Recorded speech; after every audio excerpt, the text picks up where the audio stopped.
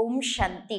ಇಂದಿನ ಪರಮಾತ್ಮನ ಮಹಾವಾಕ್ಯ ಮುರುಳಿ ದಿನಾಂಕ 20-1-2024 ಬಾಪ್ತಾದ ಮಧುಬನ. ಮಧುರ ಮಕ್ಕಳೇ, ಕಲ್ಯಾಣಕಾರಿಯಾದಂತಹ ಪರಮಾತ್ಮ ತಂದೆಗೆ ಮಕ್ಕಳಾದ ನಿಮ್ಮ ಕರ್ತವ್ಯ ಆಗಿದೆ ಸರ್ವರ ಕಲ್ಯಾಣವನ್ನು ಮಾಡುವುದು.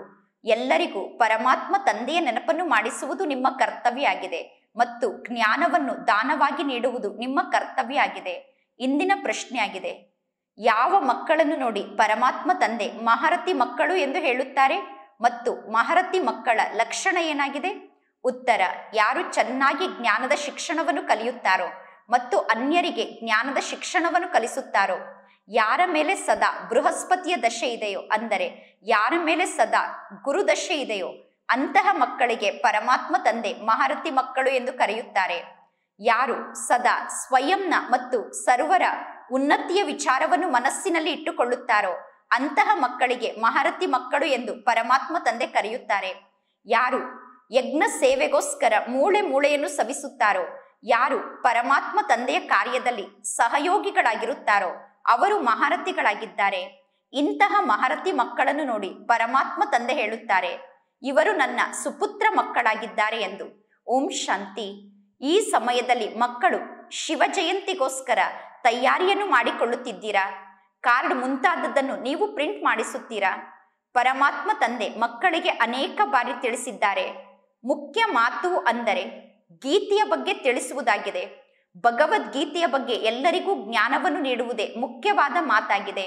ಮನುಷ್ಯರು ರಚನೆ ಮಾಡಿರುವಂತಹ ಭಗವದ್ಗೀತೆಯನ್ನು ಓದುತ್ತಾ ಓದುತ್ತಾ ಅರ್ಧ ಕಲ್ಪದಿಂದ ಎಲ್ಲರೂ ಕೆಳಗಡೆ ಇಳಿಯುತ್ತಾ ಬಂದಿದ್ದಾರೆ.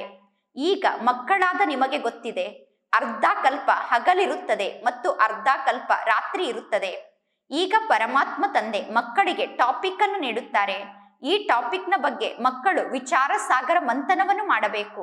ನೀವೀಗ ಬರೆಯಬಹುದು, ಸಹೋದರರೇ ಮತ್ತು ಸಹೋದರಿಯರೇ, ನೀವೀಗ ಬಂದು ತಿಳಿದುಕೊಳ್ಳಿ, ಕೇವಲ ಭಗವದ್ಗೀತೆ ಅನ್ನುವ ಒಂದೇ ಒಂದು ಶಾಸ್ತ್ರ ಜ್ಞಾನ ಮಾರ್ಗದ ಶಾಸ್ತ್ರ ಆಗಿದೆ. ಉಳಿದ ಎಲ್ಲಾ ಶಾಸ್ತ್ರಗಳು ಭಕ್ತಿ ಮಾರ್ಗದ ಶಾಸ್ತ್ರ ಆಗಿದೆ. ಜ್ಞಾನದ ಶಾಸ್ತ್ರ ಒಂದೇ ಆಗಿದೆ. ಆ ಜ್ಞಾನದ ಶಾಸ್ತ್ರ ಆದಂತಹ ಗೀತೆಯನ್ನು ಪುರುಷೋತ್ತಮ ಸಂಗಮ ಯುಗದ ಸಮಯದಲ್ಲಿ ಬೇಹದ್ದಿನ ತಂದೆಯಾದ ಪರಂಪಿತ ಪರಮಾತ್ಮ ತ್ರಿಮೂರ್ತಿ ಶಿವ ತಂದೆ ಮಕ್ಕಳಿಗೆ ತಿಳಿಸುತ್ತಾರೆ. ಅಂದ ಮೇಲೆ ನೀವೀಗ ಬರೆಯಬೇಕು, ಬ್ರಹ್ಮನ ಮೂಲಕ ಪರಮಾತ್ಮ ತಂದೆ ಗೀತಾ ಜ್ಞಾನವನ್ನು ತಿಳಿಸುತ್ತಿದ್ದಾರೆ. ಪರಮಾತ್ಮ ತಂದೆ ತಿಳಿಸುತ್ತಿರುವ ಗೀತಾ ಜ್ಞಾನದ ಮೂಲಕ 21 ಜನ್ಮಕ್ಕೋಸ್ಕರ ನಮ್ಮೆಲ್ಲರಿಗೂ ಸದ್ಗತಿ ಪ್ರಾಪ್ತಿಯಾಗುತ್ತದೆ. ಜ್ಞಾನದ ಗೀತೆಯ ಮೂಲಕ 21 ಜನ್ಮದ ಆಸ್ತಿ ಸಿಗುತ್ತದೆ.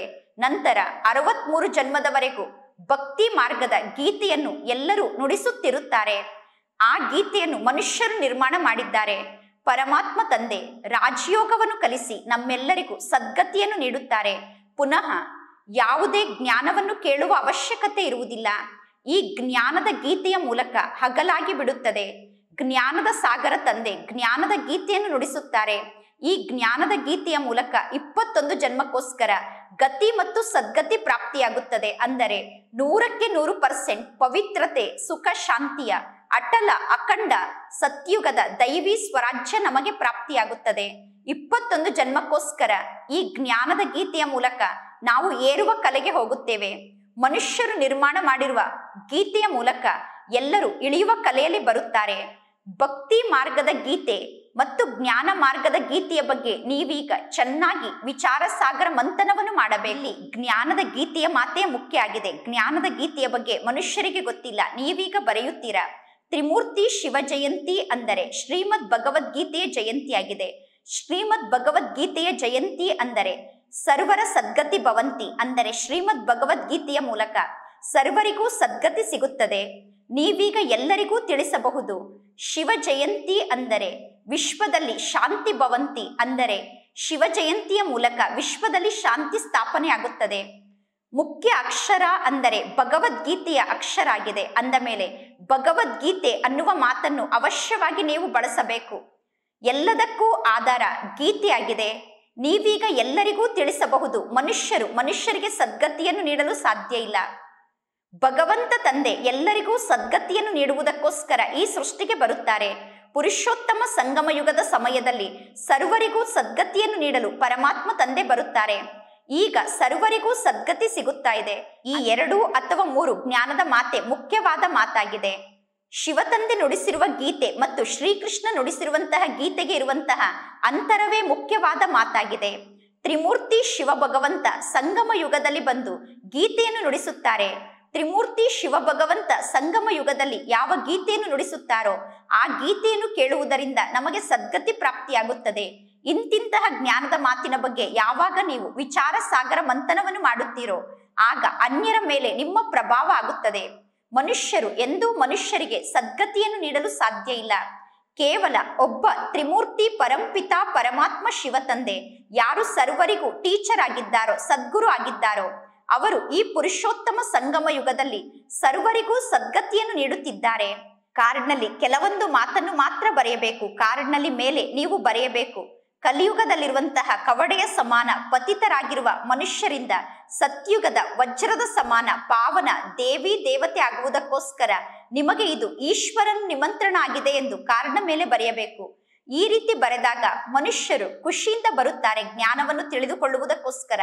ಸದ್ಗತಿದಾತ ಆದಂತಹ ಪರಮಾತ್ಮ ತಂದೆಯ ಶಿವ ಜಯಂತಿಯನ್ನು ಆಚರಣೆ ಮಾಡಲಾಗುತ್ತದೆ ಅನ್ನುವ ಶಬ್ದ ಸ್ಪಷ್ಟವಾಗಿರಬೇಕು. ಮನುಷ್ಯರು ಭಕ್ತಿ ಮಾರ್ಗದಲ್ಲಿ ಎಷ್ಟೊಂದು ಶಾಸ್ತ್ರವನ್ನು ಓದುತ್ತಾರೆ, ಭಕ್ತಿ ಮಾರ್ಗದಲ್ಲಿ ಮನುಷ್ಯರು ಎಷ್ಟೊಂದು ತಲೆಯನ್ನು ಚಚ್ಚಿಕೊಳ್ಳುತ್ತಾರೆ. ಇಲ್ಲಿ ಕೇವಲ 1 ಸೆಕೆಂಡ್ನಲ್ಲಿ ಬೇಹದ್ದಿನ ತಂದೆಯ ಮೂಲಕ ನಿಮ್ಮೆಲ್ಲರಿಗೂ ಮುಕ್ತಿ ಮತ್ತು ಜೀವನ್ ಮುಕ್ತಿ ಪ್ರಾಪ್ತಿಯಾಗುತ್ತದೆ. ಯಾವಾಗ ಪರಮಾತ್ಮ ತಂದೆಗೆ ಮಕ್ಕಳಾಗಿ ಪರಮಾತ್ಮ ತಂದೆಯ ಮೂಲಕ ಜ್ಞಾನವನ್ನು ಪಡೆದುಕೊಳ್ಳುತ್ತೀರೋ ಆಗ ಅವಶ್ಯವಾಗಿ ನಿಮಗೆ ಜೀವನ್ ಮುಕ್ತಿ ಪ್ರಾಪ್ತಿಯಾಗುತ್ತದೆ. ಮೊದಲು ಎಲ್ಲರೂ ಮುಕ್ತಿಧಾಮಕ್ಕೆ ಹೋಗುತ್ತಾರೆ. ನಂತರ ಯಾರು ಎಷ್ಟು ಪುರುಷಾರ್ಥವನ್ನು ಮಾಡಿರುತ್ತಾರೋ ಆ ಪುರುಷಾರ್ಥಕ್ಕನುಸಾರವಾಗಿ ಎಲ್ಲರೂ ಜೀವನ್ ಮುಕ್ತಿಯ ಲೋಕದಲ್ಲಿ ಅವಶ್ಯವಾಗಿ ಬರುತ್ತಾರೆ. ಎಲ್ಲರಿಗೂ ಅವಶ್ಯವಾಗಿ ಜೀವನ್ ಮುಕ್ತಿ ಪ್ರಾಪ್ತಿಯಾಗುತ್ತದೆ. ಕೆಲವರು ಆದಿಯಲ್ಲಿ ಬಂದು ಜೀವನ್ ಮುಕ್ತಿಯನ್ನು ಪಡೆದುಕೊಳ್ಳುತ್ತಾರೆ, ಇನ್ನು ಕೆಲವರು ಅಂತ್ಯದಲ್ಲಿ ಬಂದು ಜೀವನ್ ಮುಕ್ತಿಯನ್ನು ಪಡೆದುಕೊಳ್ಳುತ್ತಾರೆ. ಆದಿಯಲ್ಲಿ ಬರುವವರಿಗೂ ಜೀವನ್ ಮುಕ್ತಿ ಪ್ರಾಪ್ತಿಯಾಗುತ್ತದೆ, ಅಂತ್ಯದಲ್ಲಿ ಬರುವವರಿಗೂ ಜೀವನ್ ಮುಕ್ತಿ ಪ್ರಾಪ್ತಿಯಾಗುತ್ತದೆ. ಎಲ್ಲರೂ ಮೊದಲು ಈ ಸೃಷ್ಟಿಗೆ ಬಂದಾಗ ಜೀವನ್ ಮುಕ್ತಿಯನ್ನು ಪ್ರಾಪ್ತಿ ಮಾಡಿಕೊಂಡಿರುತ್ತಾರೆ, ನಂತರ ಜೀವನ ಬಂಧನದಲ್ಲಿ ಬರುತ್ತಾರೆ. ಇಂತಿಂತಹ ಮುಖ್ಯ ಜ್ಞಾನದ ಪಾಯಿಂಟ್ ಒಂದು ವೇಳೆ ನಿಮ್ಮ ಬುದ್ಧಿಯಲ್ಲಿ ಧಾರಣೆ ಆದರೆ ನೀವು ಬಹಳಷ್ಟು ಸೇವೆಯನ್ನು ಮಾಡಬಹುದು. ಒಂದು ವೇಳೆ ಪರಮಾತ್ಮ ತಂದೆಯ ಬಗ್ಗೆ ನಿಮಗೆ ಚೆನ್ನಾಗಿ ಗೊತ್ತಿದ್ದರೆ ನೀವು ಅನ್ಯರಿಗೂ ಕೂಡ ಪರಮಾತ್ಮ ತಂದೆಯ ಪರಿಚಯವನ್ನು ನೀಡಬೇಕು. ಯಾರಿಗಾದರೂ ನೀವು ಪರಮಾತ್ಮ ತಂದೆಯ ಪರಿಚಯವನ್ನು ನೀಡುತ್ತಿಲ್ಲ ಅಂದರೆ ನಿಮ್ಮ ಬುದ್ಧಿಯಲ್ಲಿ ಜ್ಞಾನ ಇಲ್ಲ ಎಂದು ಅರ್ಥ. ಮಕ್ಕಳಿಗೆ ತಿಳುವಳಿಕೆಯನ್ನು ನೀಡಲಾಗುತ್ತದೆ, ಆದರೆ ಮಕ್ಕಳ ಅದೃಷ್ಟದಲ್ಲಿ ಇಲ್ಲ ಅಂದರೆ ಮಕ್ಕಳು ಜ್ಞಾನವನ್ನು ಧಾರಣೆ ಮಾಡಿಕೊಳ್ಳುವುದಿಲ್ಲ. ಕಲ್ಯಾಣಕಾರಿಯಾದಂತಹ ಪರಮಾತ್ಮ ತಂದೆಗೆ ಮಕ್ಕಳಾದ ನೀವು ಎಲ್ಲರ ಕಲ್ಯಾಣವನ್ನು ಮಾಡಬೇಕು. ನೀವು ಕಲ್ಯಾಣವನ್ನು ಮಾಡದೇ ಇದ್ದರೆ ಪರಮಾತ್ಮ ತಂದೆ ತಿಳಿದುಕೊಳ್ಳುತ್ತಾರೆ ಇವರು ಕೇವಲ ನಾನು ಶಿವ ತಂದೆಗೆ ಮಗು ಆಗಿದ್ದೇನೆ ಎಂದು ಬಾಯಿ ಮಾತಿಗೆ ಹೇಳುತ್ತಿದ್ದಾರೆ, ಆದರೆ ಇವರು ಯಾರ ಕಲ್ಯಾಣವನ್ನು ಮಾಡುತ್ತಿಲ್ಲ ಎಂದು. ನೀವೀಗ ಶ್ರೀಮಂತರಿಗೂ ಜ್ಞಾನವನ್ನು ನೀಡಿ ಅವರ ಕಲ್ಯಾಣವನ್ನು ಮಾಡಬೇಕು, ಅಥವಾ ಬಡವರಿಗೆ ಜ್ಞಾನವನ್ನು ನೀಡಿ ಅವರ ಕಲ್ಯಾಣವನ್ನು ಮಾಡಬೇಕು. ಶ್ರೀಮಂತರಿರಬಹುದು ಅಥವಾ ಬಡವರಿರಬಹುದು, ನೀವೀಗ ಸರ್ವರ ಕಲ್ಯಾಣವನ್ನು ಮಾಡಬೇಕು. ಆದರೆ ಬಡವರು ಹೆಚ್ಚಾಗಿ ಜ್ಞಾನವನ್ನು ಪಡೆದುಕೊಳ್ಳುತ್ತಾರೆ, ಏಕೆಂದರೆ ಬಡವರಿಗೆ ಬಹಳಷ್ಟು ಪುರುಸೊತ್ತಿರುತ್ತದೆ. ಈ ನಾಟಕ ಇದೇ ರೀತಿ ಮಾಡಲ್ಪಟ್ಟಿದೆ. ಒಬ್ಬ ಶ್ರೀಮಂತರು ಒಂದು ವೇಳೆ ಈಗ ಜ್ಞಾನ ಮಾರ್ಗಕ್ಕೆ ಬಂದು ಬಿಟ್ಟರೆ ಅವರ ಹಿಂದೆ ಅನೇಕರು ಜ್ಞಾನ ಮಾರ್ಗಕ್ಕೆ ಬರುತ್ತಾರೆ. ಈಗ ಒಂದು ವೇಳೆ ಒಬ್ಬ ಶ್ರೀಮಂತರ ಮೂಲಕ ಪರಮಾತ್ಮ ತಂದೆಯ ಮಹಿಮೆ ಜಗತ್ತಿನಲ್ಲಿ ಬಹಳಷ್ಟು ಪ್ರಸಿದ್ಧ ಆದರೆ ಅನೇಕರು ಜ್ಞಾನ ಮಾರ್ಗಕ್ಕೆ ಬರುತ್ತಾರೆ. ಇಂತಹ ಒಬ್ಬ ಶ್ರೀಮಂತರು ಜ್ಞಾನ ಮಾರ್ಗಕ್ಕೆ ಬರುತ್ತಿದ್ದಾರೆ ಅನ್ನುವುದು ಎಲ್ಲರಿಗೂ ಗೊತ್ತಾದರೆ ಅನೇಕರು ಜ್ಞಾನ ಮಾರ್ಗಕ್ಕೆ ಬರುತ್ತಾರೆ. ಈಗ ನೀವು ಈಶ್ವರಿಯ ಪ್ರಾಪ್ತಿಯನ್ನು ಪಡೆದುಕೊಳ್ಳುತ್ತಿದ್ದೀರಾ. ಇದು ನಿಮ್ಮ ಈಶ್ವರಿಯ ಪದವಿಯಾಗಿದೆ. ನೀವೀಗ ಸ್ವಯಂನ ಕಲ್ಯಾಣವನ್ನು ಮಾಡಿಕೊಳ್ಳುತ್ತೀರಾ ಮತ್ತು ಅನ್ಯರ ಕಲ್ಯಾಣವನ್ನು ಮಾಡುತ್ತೀರಾ. ಯಾರು ಸ್ವಯಂನ ಕಲ್ಯಾಣವನ್ನು ಮಾಡಿಕೊಳ್ಳುವುದಿಲ್ಲವೋ ಅವರು ಅನ್ಯರ ಕಲ್ಯಾಣವನ್ನು ಕೂಡ ಮಾಡಲು ಸಾಧ್ಯ ಇಲ್ಲ. ಪರಮಾತ್ಮ ತಂದೆ ಕಲ್ಯಾಣಕಾರಿಯಾಗಿದ್ದಾರೆ. ಪರಮಾತ್ಮ ತಂದೆ ಸರ್ವರ ಸದ್ಗತಿದಾತ ಆಗಿದ್ದಾರೆ. ನೀವೆಲ್ಲರೂ ಪರಮಾತ್ಮ ತಂದೆಗೆ ಸಹಯೋಗಿಗಳಾಗಿದ್ದೀರಾ. ನಿಮಗೆ ಗೊತ್ತಿದೆ, ಭಕ್ತಿ ಮಾರ್ಗದಲ್ಲಿ ಭಕ್ತರ ಜೀವನದಲ್ಲಿ ವಿಭಿನ್ನ ಪ್ರಕಾರದ ದಶೆ ಇರುತ್ತದೆ. ಸದ್ಗತಿಯ ಮಾರ್ಗದ ದಶೆ ಒಂದೇ ಆಗಿದೆ. ಯಾರು ಚೆನ್ನಾಗಿ ಜ್ಞಾನದ ಶಿಕ್ಷಣವನ್ನು ಕಲಿಯುತ್ತಾರೋ ಮತ್ತು ಅನ್ಯರಿಗೆ ಜ್ಞಾನದ ಶಿಕ್ಷಣವನ್ನು ಕಲಿಸುತ್ತಾರೋ ಅವರ ಮೇಲೆ ಬೃಹಸ್ಪತಿಯ ದಶೆ ಇರುತ್ತದೆ, ಅಂದರೆ ಗುರು ದಶೆ ಇರುತ್ತದೆ. ಅಂತಹ ಮಕ್ಕಳಿಗೆ ಮಹಾರಥಿಗಳು ಎಂದು ಕರೆಯಲಾಗುತ್ತದೆ. ನಿಮ್ಮ ಮನಸ್ಸನ್ನು ನೀವೇ ಕೇಳಿಕೊಳ್ಳಿ, ನಾನು ಮಹಾರಥಿ ಆಗಿದ್ದೇನೆ ತಾನೆ? ಮಹಾರಥಿಗಳಾದಂತಹ ಇಂತಿಂತ ಆತ್ಮರು ಹೇಗೆ ಸೇವೆಯನ್ನು ಮಾಡುತ್ತಿದ್ದಾರೋ ಅವರಂತೆ ನಾನು ಸೇವೆಯನ್ನು ಮಾಡುತ್ತಿದ್ದೇನಾ ಎಂದು ಸ್ವಯಂನ ಮನಸ್ಸಿನಲ್ಲಿ ಸ್ವಯಂವನ್ನು ನೋಡಿಕೊಳ್ಳಿ. ಕಾಲಾಡುಗಳು ಎಂದೂ ಯಾರಿಗೂ ಜ್ಞಾನವನ್ನು ತಿಳಿಸಲು ಸಾಧ್ಯ ಇಲ್ಲ. ಒಂದು ವೇಳೆ ನೀವು ಯಾರ ಕಲ್ಯಾಣವನ್ನು ಮಾಡದೇ ಇದ್ದರೆ ಸ್ವಯಂವನ್ನು ಕಲ್ಯಾಣಕಾರಿ ತಂದೆಯ ಮಗು ಎಂದು ಹೇಳಿಸಿಕೊಳ್ಳಲು ಸಾಧ್ಯ ಇಲ್ಲ. ಪರಮಾತ್ಮ ತಂದೆ ಮಕ್ಕಳ ಮೂಲಕ ಪುರುಷಾರ್ಥವನ್ನು ಮಾಡಿಸುತ್ತಾರೆ. ಈಶ್ವರನ ಯಜ್ಞದ ಸೇವೆಗೋಸ್ಕರ ನೀವು ಮೂಳೆ ಮೂಳೆಯನ್ನು ಸವಿಸಬೇಕು. ಇನ್ನು ಕೇವಲ ಊಟವನ್ನು ಮಾಡುವುದು, ಪಾನೀಯವನ್ನು ಕುಡಿಯುವುದು, ಮಲಗುವುದು ಇದು ಸೇವೆ ಆಯಿತೇನು? ಕೇವಲ ಊಟವನ್ನು ಮಾಡುತ್ತಿದ್ದರೆ, ಪಾನೀಯವನ್ನು ಕುಡಿಯುತ್ತಿದ್ದರೆ, ಮಲಗುತ್ತಿದ್ದರೆ ಅದಕ್ಕೆ ಸೇವೆ ಎಂದು ಕರೆಯುತ್ತಾರೇನು? ಇಂಥವರು ಹೋಗಿ ಪ್ರಜೆಗಳಿಗೆ ದಾಸದಾಸಿಯರಾಗುತ್ತಾರೆ. ಪರಮಾತ್ಮ ತಂದೆ ತಿಳಿಸುತ್ತಾರೆ, ಪುರುಷಾರ್ಥವನ್ನು ಮಾಡಿ ನರನಿಂದ ನಾರಾಯಣ ಆಗಿ ಸುಪುತ್ರ ಮಕ್ಕಳನ್ನು ನೋಡಿ ಪರಮಾತ್ಮ ತಂದೆ ಖುಷಿ ಪಡುತ್ತಾರೆ. ಲೌಕಿಕ ತಂದೆ ಕೂಡ ನೋಡುತ್ತಾರೆ, ಈ ಮಗು ಬಹಳ ಒಳ್ಳೆಯ ಪದವಿಯನ್ನು ಪಡೆದುಕೊಳ್ಳುತ್ತದೆ ಎಂದು. ಒಳ್ಳೆಯ ಪದವಿಯನ್ನು ಪಡೆದುಕೊಳ್ಳುವಂತಹ ಮಕ್ಕಳನ್ನು ನೋಡಿ ತಂದೆ ಖುಷಿ ಪಡುತ್ತಾರೆ. ಪಾರಲೌಕಿಕ ತಂದೆ ಇದೇ ರೀತಿ ಮಕ್ಕಳಿಗೆ ತಿಳಿಸುತ್ತಾರೆ. ಬೇಹದ್ದಿನ ತಂದೆ ಹೇಳುತ್ತಾರೆ, ನಾನೀಗ ನಿಮ್ಮನ್ನು ವಿಶ್ವಕ್ಕೆ ಮಾಲೀಕರನ್ನಾಗಿ ಮಾಡುವುದಕ್ಕೋಸ್ಕರ ಬಂದಿದ್ದೇನೆ ಎಂದು. ನೀವೀಗ ಅನ್ಯರನ್ನು ಕೂಡ ವಿಶ್ವಕ್ಕೆ ಮಾಲೀಕರನ್ನಾಗಿ ಮಾಡಬೇಕು ಎಂದು ಪರಮಾತ್ಮ ತಂದೆ ಮಕ್ಕಳಿಗೆ ತಿಳಿಸುತ್ತಾರೆ. ಇನ್ನು ಕೇವಲ ಹೊಟ್ಟೆಯ ಪೂಜೆಯನ್ನು ಮಾಡಿಕೊಳ್ಳುವುದರಿಂದ ಏನು ಲಾಭ ಆಗುತ್ತದೆ? ಕೇವಲ ಊಟವನ್ನು ಮಾಡುತ್ತಿದ್ದರೆ, ಹೊಟ್ಟೆಯನ್ನು ತುಂಬಿಸಿಕೊಂಡು ಹೊಟ್ಟೆಯ ಪೂಜೆಯನ್ನು ಮಾಡಿಕೊಳ್ಳುತ್ತಿದ್ದರೆ ಏನು ಲಾಭ ಆಯಿತು? ಎಲ್ಲರಿಗೂ ಕೇವಲ ಶಿವ ತಂದೆಯನ್ನು ನೆನಪು ಮಾಡಿ ಅನ್ನುವ ಒಂದು ಮಾತನ್ನಾದರೂ ತಿಳಿಸಬೇಕು.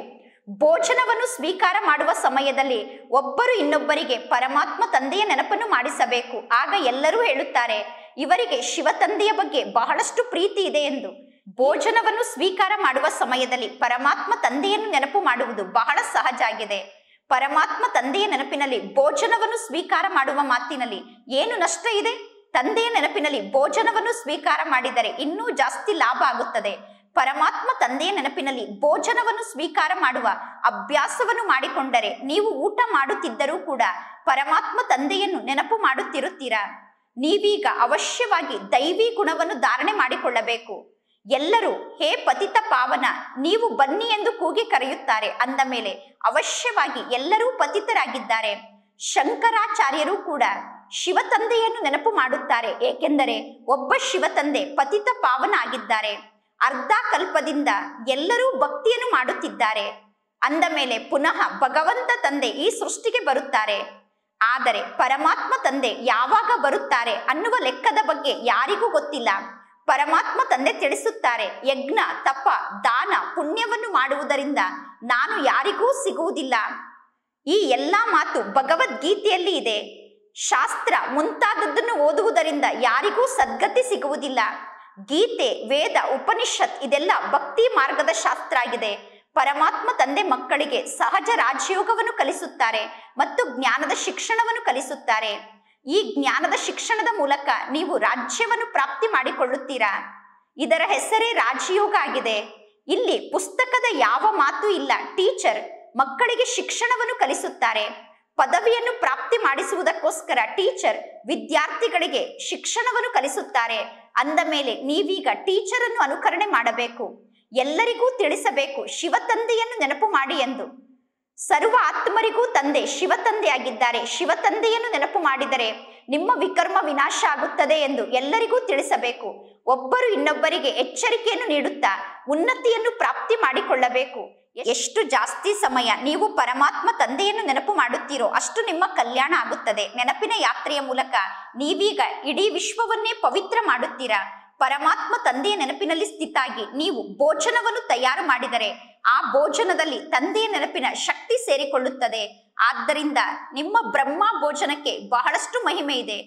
ಭಕ್ತರು ಭಗವಂತ ತಂದೆಗೆ ಪ್ರಸಾದವನ್ನು ನೈವೇದ್ಯ ಮಾಡುತ್ತಾರೆ. ಪುನಃ ರಾಮ ರಾಮ ಎಂದು ಹೇಳುತ್ತಾರೆ. ರಾಮನಾಮದ ದಾನವನ್ನು ನೀಡುತ್ತಾರೆ. ನೀವೀಗ ಬುದ್ಧಿಯ ಮೂಲಕ ಗಳಿಗೆ ಗಳಿಗೆಗೂ ಒಬ್ಬ ತಂದೆಯನ್ನು ನೆನಪು ಮಾಡುತ್ತಿರಬೇಕು. ಬುದ್ಧಿಯಲ್ಲಿ ಇಡೀ ದಿನ ಜ್ಞಾನದ ಚಿಂತನೆ ನಡೆಯುತ್ತಿರಬೇಕು. ಪರಮಾತ್ಮ ತಂದೆಯ ಬಳಿ ರಚನೆಯ ಆದಿ ಮಧ್ಯ ಅಂತ್ಯದ ಜ್ಞಾನ ಇದೆ. ಸರ್ವಶ್ರೇಷ್ಠ ತಂದೆ ಭಗವಂತ ತಂದೆಯಾಗಿದ್ದಾರೆ. ಅವರನ್ನು ನಾವು ನೆನಪು ಮಾಡಿದರೆ ನಾವು ಶ್ರೇಷ್ಠ ಪದವಿಯನ್ನು ಪ್ರಾಪ್ತಿ ಮಾಡಿಕೊಳ್ಳುತ್ತೇವೆ. ಅಂದ ಮೇಲೆ ನೀವು ಅನ್ಯರನ್ನು ಏಕೆ ನೆನಪು ಮಾಡುತ್ತೀರಾ? ಪರಮಾತ್ಮ ತಂದೆಯನ್ನು ಬಿಟ್ಟು ನೀವು ಬೇರೆಯವರನ್ನು ಏಕೆ ನೆನಪು ಮಾಡುತ್ತೀರಾ? ಪರಮಾತ್ಮ ತಂದೆಯ ನೆನಪಿನ ಮೂಲಕ ಶ್ರೇಷ್ಠ ಪದವಿ ಪ್ರಾಪ್ತಿಯಾಗುತ್ತದೆ. ಅಂದ ಮೇಲೆ ನಾವೀಗ ಅನ್ಯರನ್ನು ಏಕೆ ನೆನಪು ಮಾಡಬೇಕು? ಪರಮಾತ್ಮ ತಂದೆ ತಿಳಿಸುತ್ತಾರೆ, ಕೇವಲ ತಂದೆಯಾದ ನನ್ನೊಬ್ಬನನ್ನೇ ನೀವೀಗ ನೆನಪು ಮಾಡಬೇಕು. ಉಳಿದ ಎಲ್ಲಾ ವ್ಯಕ್ತಿಗಳ ನೆನಪನ್ನು ನೀವೀಗ ಬುದ್ಧಿಯಿಂದ ದೂರ ಮಾಡಿಕೊಳ್ಳಬೇಕು. ಇದು ಅವ್ಯಭಿಚಾರಿ ನೆನಪಾಗಿದೆ. ಒಂದು ವೇಳೆ ಪರಮಾತ್ಮ ತಂದೆಯ ನೆನಪು ನಿಮಗೆ ಬರದೇ ಇದ್ದರೆ ನಿಮ್ಮ ಸೀರೆಗೆ ನೀವು ಗಂಟನ್ನು ಕಟ್ಟಿಕೊಳ್ಳಬೇಕು. ಆ ಗಂಟು ಕೈಗೆ ತಾಕಿದಾಗ ತಂದೆಯ ನೆನಪು ಬರುತ್ತದೆ. ಸ್ವಯಂನ ಉನ್ನತಿಗೋಸ್ಕರ ಅವಶ್ಯವಾಗಿ ಪುರುಷಾರ್ಥವನ್ನು ಮಾಡಬೇಕು. ಶ್ರೇಷ್ಠ ಪದವಿಯನ್ನು ಪಡೆದುಕೊಳ್ಳುವುದಕ್ಕೋಸ್ಕರ ಅವಶ್ಯವಾಗಿ ಪುರುಷಾರ್ಥವನ್ನು ಮಾಡಬೇಕು. ಈಗ ಪರಮಾತ್ಮ ತಂದೆ ನಮಗೆ ಟೀಚರ್ ಆಗಿದ್ದಾರೆ. ಶಿವ ತಂದೆ ನಮಗೆ ಟೀಚರ್ ಆಗಿದ್ದಾರೆ. ಶಿವ ತಂದೆ ನಮ್ಮನ್ನು ಟೀಚರನ್ನಾಗಿ ಮಾಡುವಂತಹ ನಮ್ಮ ಟೀಚರ್ ಆಗಿದ್ದಾರೆ. ನಮ್ಮನ್ನು ಟೀಚರನ್ನಾಗಿ ಮಾಡುವಂತಹ ಶಿವ ತಂದೆ ನಮಗೆ ಟೀಚರ್ ಆಗಿದ್ದಾರೆ. ನೀವೆಲ್ಲರೂ ಮಾರ್ಗದರ್ಶಕರಾಗಿದ್ದೀರಾ. ಮಾರ್ಗದರ್ಶಕರ ಕೆಲಸ ಆಗಿದೆ ಮಾರ್ಗವನ್ನು ತೋರಿಸುವುದು. ಮೊದಲು ನಿಮ್ಮ ಬಳಿ ಇಷ್ಟೆಲ್ಲ ಜ್ಞಾನ ಇರಲಿಲ್ಲ. ಮೊದಲು ನಿಮಗೆ ಇಷ್ಟೊಂದು ಜ್ಞಾನ ಗೊತ್ತಿರಲಿಲ್ಲ. ಎಲ್ಲರೂ ಹೇಳುತ್ತೀರಾ, ಮೊದಲು ನಮ್ಮ ಬಳಿ 1 ಪೈಸೆಯಷ್ಟು ಲೌಕಿಕ ಜಗತ್ತಿನ ಶಿಕ್ಷಣದ ಜ್ಞಾನ ಇತ್ತು ಎಂದು. ಅಂದ ಮೇಲೆ ಅವಶ್ಯವಾಗಿ ಮೊದಲು ನಮಗೆ 1 ಪೈಸೆಯಷ್ಟು ಜ್ಞಾನ ಮಾತ್ರ ಗೊತ್ತಿತ್ತು. ನಾಟಕದ ಅನುಸಾರ ಕಲ್ಪದ ಮೊದಲಿನಂತೆ ಈಗ ನೀವು ಶಿಕ್ಷಣವನ್ನು ಕಲಿಯುತ್ತಿದ್ದೀರಾ. ಪುನಃ ಕಲ್ಪದ ನಂತರ ಇದೇ ರೀತಿ ಜ್ಞಾನದ ಶಿಕ್ಷಣವನ್ನು ಕಲಿಯುತ್ತೀರಾ. ಅಂತ್ಯದಲ್ಲಿ ನಿಮಗೆ ಎಲ್ಲಾ ಮಾತಿನ ಸಾಕ್ಷಾತ್ಕಾರ ಆಗುತ್ತದೆ. ಸಾಕ್ಷಾತ್ಕಾರ ಆಗಲು ಜಾಸ್ತಿ ಸಮಯ ಬೇಕಾಗುವುದಿಲ್ಲ. ಪರಮಾತ್ಮ ತಂದೆ ಬೇಗ ಬೇಗ ಸಾಕ್ಷಾತ್ಕಾರವನ್ನು ಮಕ್ಕಳಿಗೆ ಮಾಡಿಸುತ್ತಾರೆ. ಈ ಬ್ರಹ್ಮ ತಂದೆಗೆ ಬೇಗ ಬೇಗ ಸಾಕ್ಷಾತ್ಕಾರ ಆಗುತ್ತಾ ಹೋಯಿತು. ಇಂತಿಂತವರು ರಾಜ ಆಗುತ್ತಾರೆ, ರಾಜರು ಇಂತಹ ಡ್ರೆಸ್ ಅನ್ನು ಹಾಕಿಕೊಳ್ಳುತ್ತಾರೆ ಅನ್ನುವ ಸಾಕ್ಷಾತ್ಕಾರ ಬ್ರಹ್ಮ ತಂದೆಗೆ ತಕ್ಷಣ ಆಯಿತು. ಆದಿಯಲ್ಲಿ ಬಹಳಷ್ಟು ಮಕ್ಕಳಿಗೆ ಸಾಕ್ಷಾತ್ಕಾರ ಆಗುತ್ತಿತ್ತು. ಅಂದ ಮೇಲೆ ಅಂತ್ಯದಲ್ಲೂ ಕೂಡ ಮಕ್ಕಳಿಗೆ ಅನೇಕ ಪ್ರಕಾರದ ಸಾಕ್ಷಾತ್ಕಾರ ಆಗುತ್ತದೆ. ಆದಿಯಲ್ಲಿ ಹೇಗೆ ಮಕ್ಕಳಿಗೆ ಅನೇಕ ಮಾತಿನ ಸಾಕ್ಷಾತ್ಕಾರ ಆಗುತ್ತಿತ್ತು, ಅದೇ ರೀತಿ ಅಂತ್ಯದಲ್ಲೂ ನಿಮಗೆ ಬಹಳಷ್ಟು ಸಾಕ್ಷಾತ್ಕಾರ ಆಗುತ್ತದೆ. ಆಗ ಪುನಃ ನೀವು ತಂದೆಯನ್ನು ನೆನಪು ಮಾಡುತ್ತೀರಾ. ಒಳ್ಳೆಯದು. ಮಧುರಾತಿ ಮಧುರ ಅಗಲಿ ಹೋಗಿ ಮರಳಿ ಸಿಕ್ಕಿರುವ ಮಕ್ಕಳ ಪ್ರತಿ ಮಾತ್ಪಿತಾ ಬಾಪ್ತಾದರವರ ನೆನಪು, ಪ್ರೀತಿ ಹಾಗೂ ಸುಪ್ರಭಾತ. ಆತ್ಮಿಕ ಮಕ್ಕಳಿಗೆ ಆತ್ಮಿಕ ತಂದೆಯ ನಮಸ್ತೆ. ಆತ್ಮಿಕ ತಂದೆಗೆ ಆತ್ಮಿಕ ಮಕ್ಕಳ ನೆನಪು, ಪ್ರೀತಿ ಹಾಗೂ ನಮಸ್ತೆ ನಮಸ್ತೆ ನಮಸ್ತೆ. ಧಾರಣೆಗೋಸ್ಕರ ಮುಖ್ಯ ಸಾರ. ಫಸ್ಟ್ ಪಾಯಿಂಟ್, ಭೋಜನವನ್ನು ಸ್ವೀಕಾರ ಮಾಡುವ ಸಮಯದಲ್ಲಿ ಒಬ್ಬರು ಇನ್ನೊಬ್ಬರಿಗೆ ಪರಮಾತ್ಮ ತಂದೆಯ ನೆನಪನ್ನು ಮಾಡಿಸಬೇಕು. ಪರಮಾತ್ಮ ತಂದೆಯ ನೆನಪಿನಲ್ಲೇ ಭೋಜನವನ್ನು ಸ್ವೀಕಾರ ಮಾಡಬೇಕು. ಒಬ್ಬ ಶಿವ ತಂದೆಯ ಜೊತೆಗೆ ಸತ್ಯ ಪ್ರೀತಿಯನ್ನು ಜೋಡಣೆ ಮಾಡಬೇಕು. ಸೆಕೆಂಡ್ ಪಾಯಿಂಟ್, ಯಜ್ಞ ಸೇವೆಗೋಸ್ಕರ ಮೂಳೆ ಮೂಳೆಯನ್ನು ಸವಿಸಬೇಕು. ಪರಮಾತ್ಮ ತಂದೆಗೆ ಸಂಪೂರ್ಣ ಸಹಯೋಗಿಗಳಾಗಬೇಕು. ಒಳ್ಳೆಯದು. ಎಲ್ಲಾ ಗೋಪ ಗೋಪಿಯರಿಗೋಸ್ಕರ ಮಾತೇಶ್ವರಿ ಅವರು ತಮ್ಮ ಹಸ್ತದಿಂದ ಬರೆದಿರುವಂತಹ ನೆನಪಿನ ಪತ್ರದ ಇಸ್ವಿಯಾಗಿದೆ 1961. ಎಲ್ಲ ಗೋಪ ಗೋಪಿಯರಿಗೆ ಅತಿ ನೆನಪು ಮತ್ತು ಪ್ರೀತಿ. ನಂತರ ಸಮಾಚಾರ. ನೀವೆಲ್ಲರೂ ಗೃಹಸ್ಥ ವ್ಯವಹಾರದಲ್ಲಿ ಇದ್ದರೂ ಕೂಡ ಕಮಲ ಪುಷ್ಪದ ಸಮಾನ ನಿಮ್ಮ ಜೀವನದಲ್ಲಿ ಸಫಲತೆಯನ್ನು ಪ್ರಾಪ್ತಿ ಮಾಡಿಕೊಳ್ಳುತ್ತಿದ್ದೀರ ತಾನೆ. ಮುದ್ದಿನ ಗೋಪರು ಬಹಳ ಚೆನ್ನಾಗಿ ಸೇವೆಯನ್ನು ವೃದ್ಧಿ ಮಾಡುವ ಪುರುಷಾರ್ಥದಲ್ಲಿ ತೊಡಗಿದ್ದಾರೆ. ಬಹಳ ಒಳ್ಳೆಯದು. ಕೊನೆಗೂ ಕೂಡ ನಮ್ಮ ಪರಮ ಪೂಜ್ಯ ಆದಂತಹ ಪರಮಾತ್ಮ ತಂದೆಯ ಪರಿಚಯ ಎಲ್ಲರಿಗೂ ಸಿಗಲೇಬೇಕು. ಎಲ್ಲರಿಗೂ ಇದಂತೂ ಗೊತ್ತಿದೆ. ಈ ಶ್ರೇಷ್ಠ ಪ್ರಾಪ್ತಿಯನ್ನು ಕೋಟಿಯಲ್ಲಿ ಕೆಲವರು ಮಾತ್ರ ಪಡೆದುಕೊಳ್ಳುತ್ತಾರೆ. ಆದರೆ ಇಂತಹ ಹೂಗಳು ಅವಶ್ಯವಾಗಿ ಈಶ್ವರನ ಬಳಿ ಬರುತ್ತಾರೆ. ಇಂತಹ ಹೂವಿನ ಸಮಾನ ಆದಂತಹ ಮಕ್ಕಳು ಅವಶ್ಯವಾಗಿ ಜ್ಞಾನ ಮಾರ್ಗಕ್ಕೆ ಬರುತ್ತಾರೆ. ಒಳ್ಳೆಯದು. ಈಗ ತೀವ್ರ ಗತಿಯಿಂದ ಸೇವೆಯನ್ನು ವೃದ್ಧಿ ಮಾಡುತ್ತಾ ಹೋಗಿ. ಅವಿನಾಶಿ ಜ್ಞಾನದ ಖಜಾನೆ ಬಹಳ ವಿಭಿನ್ನವಾದ ಖಜಾನೆಯಾಗಿದೆ. ಇದು ಅಪಾರ ಜ್ಞಾನದ ಖಜಾನೆಯಾಗಿದೆ. ಪರಮಾತ್ಮ ತಂದೆಯ ಮೂಲಕ ಎಲ್ಲಾ ಮಕ್ಕಳಿಗೂ ಈ ಜ್ಞಾನದ ಖಜಾನೆ ಪ್ರಾಪ್ತಿಯಾಗುತ್ತಿದೆ. ಕೆಲವರು ಈ ಜ್ಞಾನದ ಖಜಾನೆಯನ್ನು ಪ್ರಾಪ್ತಿ ಮಾಡಿಕೊಂಡು ಜನ್ಮ ಜನ್ಮಾಂತರಕ್ಕೋಸ್ಕರ ಪ್ರಾಪ್ತಿಯಿಂದ ಸಂಪನ್ನ ಆಗಿ ಬಿಡುತ್ತಾರೆ. ಈ ಜ್ಞಾನ ಅಂತಹ ವಸ್ತು ಆಗಿದೆ. ಹೇಳಿ, ಮುದ್ದಿನ ಗೋಪ ಗೋಪಿಕೆಯರೇ, ಇದು ಸರಿಯಾದ ಮಾತು ತಾನೆ? ನೀವೆಲ್ಲರೂ ಗೋಪ ಗೋಪಿಕೆಯರಾಗಿದ್ದೀರಾ. ಅತೀಂದ್ರಿಯ ಸುಖಮಯ ಜೀವನದ ಅನುಭವವನ್ನು ನೀವೆಲ್ಲರೂ ನಿಮ್ಮ ಜೀವನದಲ್ಲಿ ಮಾಡುತ್ತಿದ್ದೀರಾ.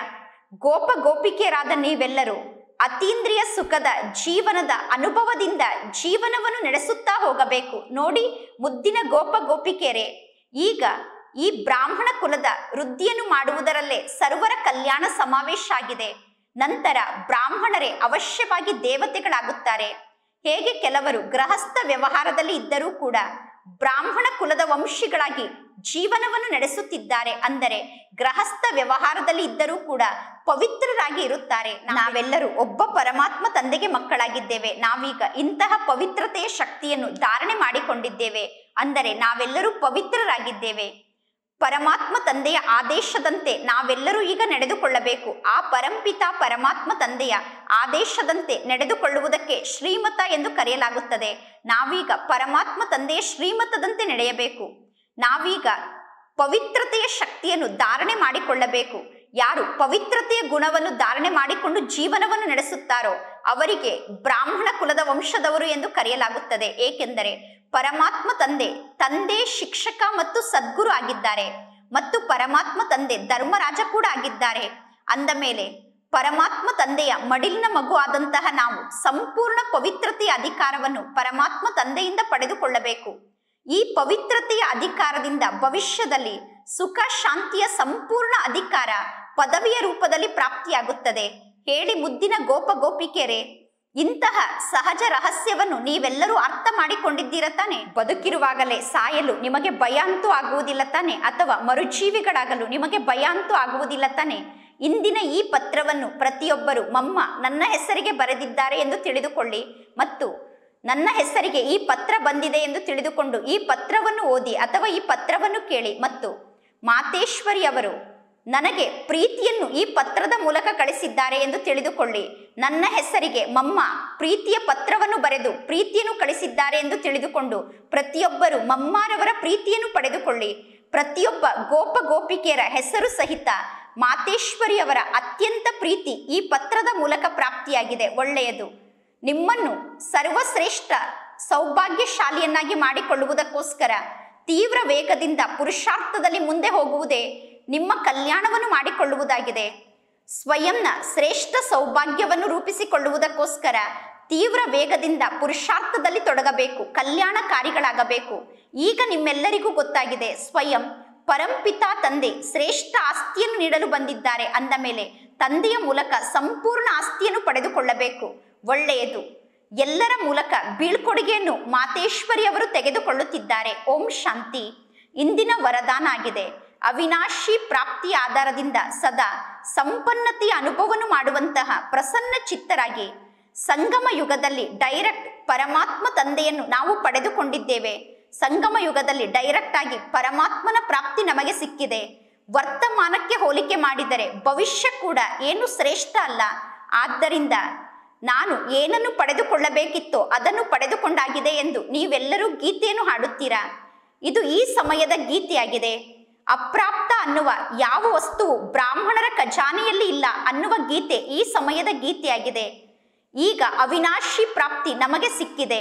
ಈ ಎಲ್ಲಾ ಪ್ರಾಪ್ತಿಯಿಂದ ಸದಾ ಸಂಪನ್ನರಾಗಿ ಇರಬೇಕು. ಆಗ ನಿಮ್ಮ ಚಲನೆ ಮತ್ತು ಚೆಹರೆ ಸದಾ ಪ್ರಸನ್ನ ಆಗಿರುತ್ತದೆ. ಎಲ್ಲಾ ಪ್ರಾಪ್ತಿಯಿಂದ ಸಂಪನ್ನ ಆದಾಗ ಚಲನೆ ಮತ್ತು ಚೆಹರೆಯಲ್ಲಿ ಪ್ರಸನ್ನತೆಯ ವಿಶೇಷತೆ ಕಾಣಿಸುತ್ತದೆ.